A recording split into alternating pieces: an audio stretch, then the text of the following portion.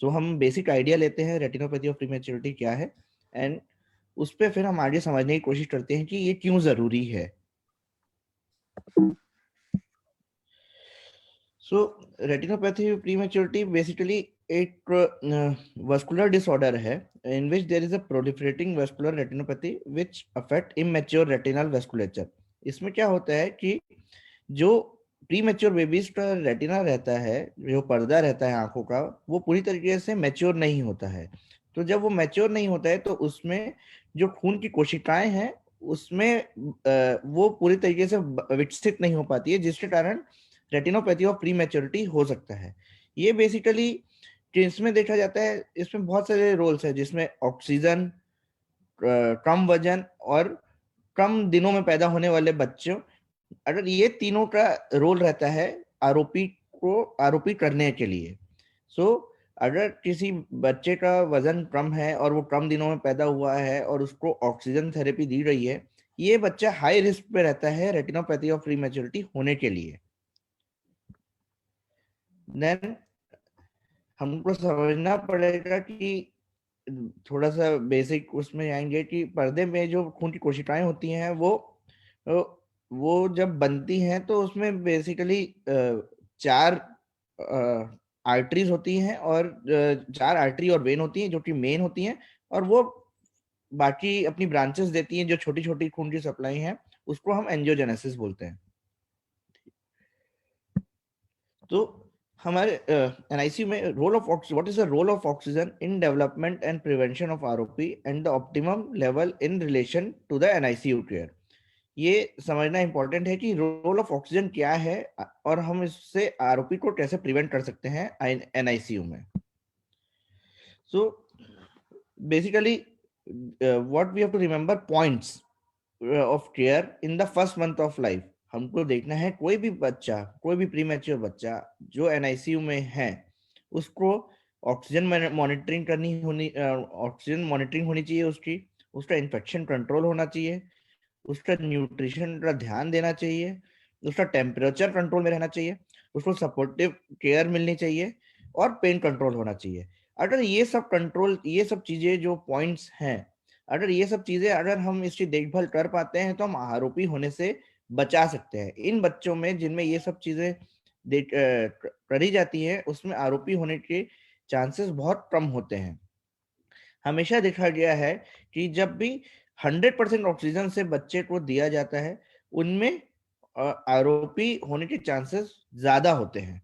तो 100% ऑक्सीजन जब भी दिया जाएगा, आरोपी उससे ज्यादातर बच्चों में देखा जाता है। पल्स ऑक्सीमीटर सैचुरेशन गाइडलाइन क्या बताती है कि नेजल प्रोंग से जो हम ऑक्सीजन दिया जाता है उसका फ्लो हमेशा 0.5 से 1 लीटर पर मिनट होना चाहिए। हमेशा we should use blender, blender का इस्तेमाल करना चाहिए ऑक्सीजन सप्लाई करने में।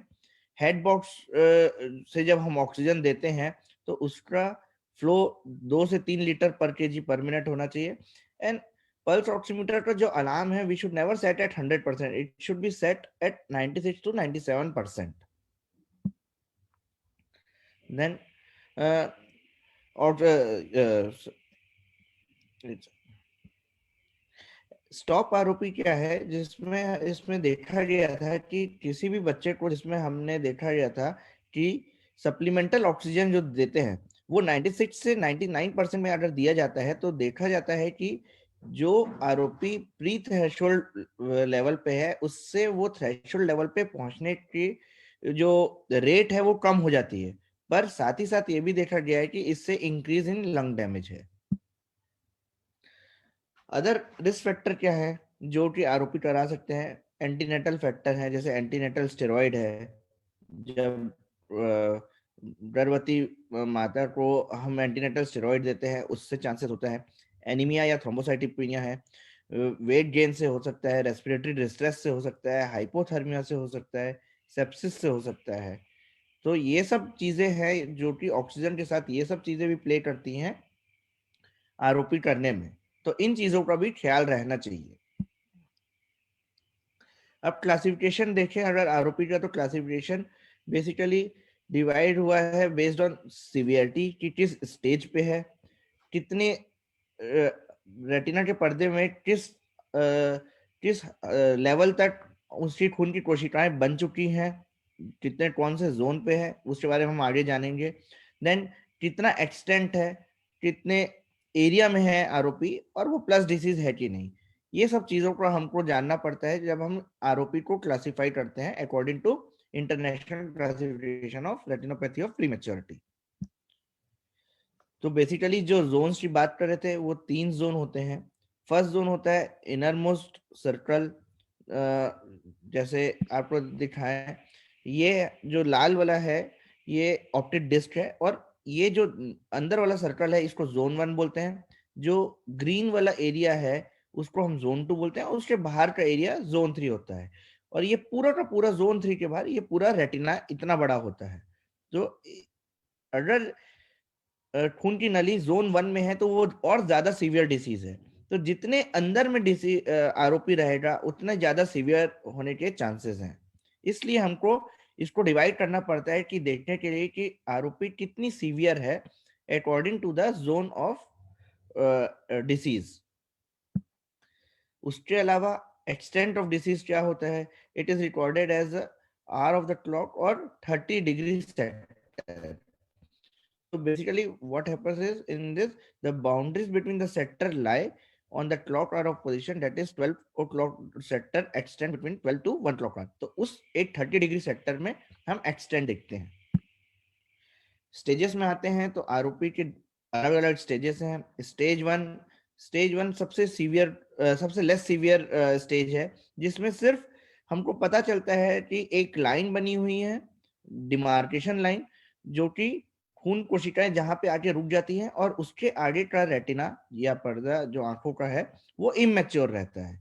तो ये पहली स्टेज है। जब स्टेज 2 में आते हैं तो वही लाइन एक रिज की तरह, एक दीवार जैसी बननी चालू हो जाती है, जिसपे हम नई खून की कोशिकाएं के छोटे छोटे छोटे छोटे टुकड़े देख सकते हैं, जो कि उस रिज के ऊपर रहती है। ये स्टेज 2 है। देन स्टेज 3, जिसमें इतना ज्यादा ऑक्सीजन की कमी होने के कारण, क्योंकि हमने बहुत हद तक ऑक्सीजन दिया था, तो आंखों का पर्दा ऑक्सीजन बनाता नहीं है, खून की नलियां बनाना रोक देता है। और जब हम ऑक्सीजन से हटाते हैं तो अचानक से उसमें बहुत ज्यादा खून की नलियां बनने लग जाती हैं, जो कि हार्मफुल है हमारे रेटिना के लिए। इसमें इसी स्टेज को, जब जिसमें नई खून की नलियां बनने लग जाती हैं, इसको हम स्टेज 3 बोलते हैं। देन स्टेज 4 में ये जब नई खून की नलियां पर्दे को खींचने लग जाती है, जिससे पर्दा फटने लग जाता है, उसको हम स्टेज 4 बोलते हैं। स्टेज 4 भी दो स्टेज में डिवाइडेड है, stage 4A and stage 4B। जिसमें स्टेज 4 है जो कि साइड के पर्दे को उठाता है, और 4B है जो कि बीच के पर्दे तक पहुंचना चालू हो जाता है, कि इतनी सीवियर डिसीज है कि अब वो बीच तक, पर्दे के बीच में जोन 1 में आने लग जाता है। तब हम उसको स्टेज 4B बोलते हैं। और स्टेज 5 उसको बोलते हैं जब टोटल डिटैचमेंट हो जाए, जब पूरा का पूरा पर्दा उठने लग जाए, अपनी जगह से उठ जाए या फटने लग जाए, उसको हम स्टेज 5 बोलते हैं। स्टेज 5 भी के अलग अलग स्टेजेस हैं, open funnel, narrow funnel, open open funnel, open narrow funnel, narrow open funnel and narrow narrow funnel. Then हम एक और चीज से सिवियरिटी देखते हैं डिसीज की, प्लस डिसीज। प्लस डिसीज क्या होती है, जो खून की कोशिकाएं होती हैं वो फूलने लग जाती हैं और टेढ़ी मेढ़ी होने लग जाती है, that is increase in venous dilatation and arterial tortuosity in at least 2 quadrants. तो एटलीस्ट कम से कम 3 से 6 क्लॉक आवर्स अगर किसी के पर्दे में अगर खून की नलियां फूलने लग गई हैं या जिसमें टेढ़ापन देखा गया है, उसको हम प्लस डिसीज बोलते हैं।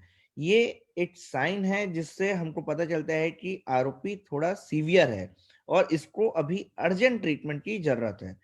So plus disease can occur at various stages and is noted with plus sign, जैसे स्टेज 3 प्लस आरोपी, ऐसे इसमें लिखा जाता है। प्री प्लस क्या है, इसमें भी वही चीज होती है, पर वो प्लस के क्राइटेरिया को नहीं मैच करता है। जैसे उसमें लिखा था कि एटलीस्ट 2 क्वाड्रेंट्स, तो ये 2 क्वाड्रेंट से कम होता है, उसको हम बोलते हैं प्री प्लस डिसीज। ये ये भी सीवियरिटी का साइन है, पर ये प्लस से थोड़ा सा कम सीवियर डिसीज है। और इस समय हमको सतर्क होना है कि हाँ, इस बेबी को ट्रीटमेंट की जरूरत पड़ सकती है।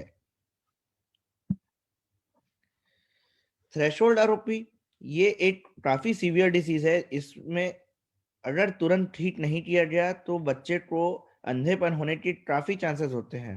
तो इसमें क्या देखा गया है कि जो नई खून की नलियां हैं वो जोन 1 या जोन 2 में रहती हैं, और जिसमें लगातार 5 कंटिन्यूस क्लॉक आवर में हमने देखा गया है कि नई खून की नलियां होती है, नहीं तो एटलीस्ट 8 अलग अलग क्लॉक आवर ऑफ पर्दे में हमने देखा गया है कि नई खून की नलियां होती हैं, जो कि इसको पर्दे को खींचने का काम स्टार्ट कर देती है, जिससे बच्चे में अंधापन आ सकता है। तो ये थ्रेशोल्ड आरओपी काफी सीवियर डिसीज है, जिसको तुरंत ट्रीटमेंट के लिए लेना चाहिए। सिमिलरली जैसे प्री प्लस था, वैसे प्री थ्रेशोल्ड भी है। उसको जो थ्रेशोल्ड जैसा होने जा रहा है बट अभी थ्रेशोल्ड का क्राइटेरिया मीट नहीं किया है, उसको हम बोलते हैं प्री थ्रेशोल्ड आरओपी। एक और क्लासिफिकेशन होता है आरओपी का, एग्रेसिव पोस्टीरियर आरओपी। उसको हम एपी आरओपी बोलते हैं। ये बहुत, इसका नाम ही एग्रेसिव है, जिसमें नाम में बताया गया है कि ये बहुत तेजी से स्प्रेड करता है, बहुत तेजी से बढ़ता है। हमको नॉर्मल स्टेज नहीं दिखता, जैसे हम नॉर्मल देखते हैं कि स्टेज 1 है, स्टेज 2 है, स्टेज 3 है। तो ये उसमें ये एक पैटर्न में नहीं जाता है। हमने आज देखा कि एक जो खून की नाली है उसमें थोड़ा सा फूलना चालू हो रही है और टेढ़ापन आ रहा है, और ये कुछ ही समय में, हफ्ते भर में हम देखते हैं कि इतनी तेजी से प्रोग्रेस करती है कि ये पर्दा खींचने लग जाती है। उसको हम बोलते हैं एपीआरओपी, एग्रेसिव पोस्टीरियर आरओपी। इसका डायग्नोसिस करना बहुत जरूरी है, और इसको इमरजेंसी के तहत तुरंत ट्रीटमेंट करना बहुत जरूरी है, नहीं तो ये भी अंधापन ला सकते हैं बच्चों। ये जो फोटो है ये आरओपी आप देखेंगे, पहला वाला जो है ये मैच्योर रेटिना है। ये नॉर्मल खून की नली है, जो खून की कोशिकाएं हैं ये नॉर्मल ऐसी होनी चाहिए। जब हम थ्रेशोल्ड देखते हैं तो इस टाइप का चेंजेस आने लग जाते हैं थ्रेशोल्ड आरओपी में, और एपी आरओपी जब देखते हैं तो इस टाइप की आप देखेंगे। यहाँ पे ये पूरा एरिया है जहाँ पे रेटिना में खून की नलियां विकसित ही नहीं हुई है, जिसके कारण सब जगह एक गुच्छे में नई खून की नलियां आ रही हैं, जो आंखों के अंदर ब्लीडिंग कर सकती हैं, आंखों का पर्दा खींचना चालू कर देती हैं। तो ये हमको जानना जरूरी है कि नॉर्मल रेटिना होता है, और आरओपी में एपी आरओपी, थ्रेशोल्ड आरओपी, अगर इस टाइप की चीजें हैं तो बहुत अलार्मिंग है। ये हमको एक संकेत देती है कि इसको अर्जेंट ट्रीटमेंट की जरूरत है। तो हमको स्क्रीनिंग कब करना चाहिए, किन बच्चों को करना चाहिए, क्यों जो आरओपी के हैं। तो बेसिकली एक 2-3-4 का रूल होता है। जो भी प्री मेच्योर बच्चा 34 हफ्ते से कम है और 2 ग्राम से कम वजन है, उस हफ्ते का अगले 3 से 4 हफ्तों में एग्जामिनेशन होना चाहिए, आंखों की स्क्रीनिंग होनी चाहिए आरओपी के लिए। तो कोई भी बच्चा अगर उसका वजन 2 ग्राम से कम है, या वो 34 हफ्ते से पहले पैदा हुआ है, तो उसका 3 से 4 हफ्ते, पैदा होने के 3 से 4 हफ्ते के अंदर उसका आंखों का 2 किलोग्राम चेकअप होना मतलब चाहिए। 2 किलोग्राम। अब दो सॉरी ग्राम सॉरी, 2 किलोग्राम, हाँ जी हाँ जी, sorry ma'am, 2 kilogram, 2000 gram and 2 kilogram. ठीक है। और अगर बच्चा 30 हफ्तों से कम है या 1200 ग्राम से कम है, तो हमको और जल्दी देखना चाहिए, 2 से 3 हफ्तों में उसको देखना चाहिए उस कंडीशन में। ये स्क्रीनिंग क्राइटेरिया हमारे इंडिया में एक जो संस्था है जो आरओपी को देख रही है उसने सेट किया है। उसने जब देखा गया कि यही स्क्रीनिंग क्राइटेरिया अगर फॉलो करेंगे तो हम सारे बच्चों को आरओपी होने से बचा सकते हैं। स्क्रीनिंग और किन की करनी चाहिए इन बच्चों के अलावा? कोई भी अगर बड़ा बच्चा है या थोड़ा हैवी बच्चा है, उसको देखना चाहिए, क्योंकि वो डायबिटिक है इसलिए वो बड़ा है। तो ऐसा नहीं है कि उन बच्चों में आरओपी नहीं हो सकता, उसमें भी हो सकता है। तो उसमें हमको देखना है कि उसके भी कभी अगर उसको ऑक्सीजन सप्लाई 30 दिन से ज्यादा दी गई है, या सांस लेने की तकलीफ थी उसको, या वो वेंटिलेटर पे था काफी दिन तक, या उसको सेप्टिसीमिया था या उसको बार बार खून चढ़ा है, तो उस कंडीशन में इन बच्चों की भी स्क्रीनिंग होनी चाहिए। तो जो स्क्रीनिंग क्राइटेरिया मैंने आपको बताया था 34 हफ्ते से कम और 2000 ग्राम से कम, वो तो है ही।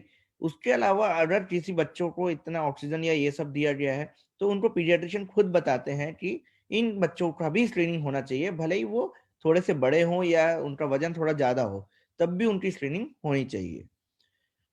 और इन बच्चों को स्क्रीनिंग के लिए जब हम डायलेट करते हैं, आंखों में जो ड्रॉप डालते हैं स्क्रीनिंग रेटिना देखने के लिए, वो ड्रॉप की कॉन्सेंट्रेशन आम लोगों को जो हम डायलेट करते हैं, जो बड़े लोगों को डायलेट करते हैं हम, उससे थोड़ी सी अलग होती है। इसमें जो हम एट्रोपिन कभी यूज नहीं करते हैं, जो फिनाइल एफ्रिन यूज करते हैं वो 2.5 यूज करते हैं, साथ में ट्रोपिकामाइड 1%। इसको डायलेट करने के लिए हमको बच्चे को 2 से 3 बार ड्रॉप डालना चाहिए 10-10 मिनट के अंतराल में। ठीक है। कहाँ स्क्रीन कर सकते हैं? हम एनआईसीयू में स्क्रीन कर सकते हैं, हम ओपीडी में स्क्रीन कर सकते हैं, और हम ओटी में स्क्रीन कर सकते हैं। तो एनआईसीयू एक फर्स्ट कॉन्टेक्ट है जहाँ पे हम जा सकते हैं, स्क्रीन कर सकते हैं, ट्रीटमेंट कर सकते हैं बच्चों का, क्योंकि हर प्री मेच्योर बच्चा इस स्थिति में नहीं होता है कि वो हॉस्पिटल तक आए। तो उन बच्चों का हम जाके स्क्रीन आंखों की स्क्रीनिंग कर सकते हैं आरओपी के लिए। फिर उनका फॉलोअप होना चाहिए। अगर स्टेज 1 और 2 आरओपी है, जोन 1 में है, या फिर स्टेज 3 आरओपी जोन 2 में, तो उसका फॉलोअप 8 हफ्ते या 8 हफ्ते से कम में होना चाहिए। और या अगर आरओपी नहीं है पर इमेच्योर है, अभी आरओपी स्टार्ट नहीं हुआ है, पर जोन 1 में ही अगर खून की कोशिकाएं हैं तब, या फिर स्टेज 2 में है, जोन 2 में आरओपी, उस कंडीशन में हमको 1 से 2 हफ्ते में फॉलो अप करना चाहिए। अगर स्टेज 1 आरओपी जोन 2 में है तब भी हमको 2 हफ्ते में करना चाहिए, या फिर अगर 2 से 3 हफ्ते में करना चाहिए जो आरओपी लेस सीवियर है, जैसे स्टेज 1 है जोन 3 में, या आरओपी कम होना चालू हो गया है, या फिर जोन 2 में इमेच्योर रेटिना है, उस कंडीशन में हमको 2 से 3 हफ्ते में फॉलो करना चाहिए। इसका मैनेजमेंट बेसिकली क्या है? इसमें हम ठंडी सेकाई कर सकते हैं, लेजर कर सकते हैं, हम इंजेक्शंस दे सकते हैं, फिर सर्जरी कर सकते हैं, जो स्क्लेरल बकलिंग है वो टेक्टमी कर सकते हैं इस कंडीशन में। Thank you.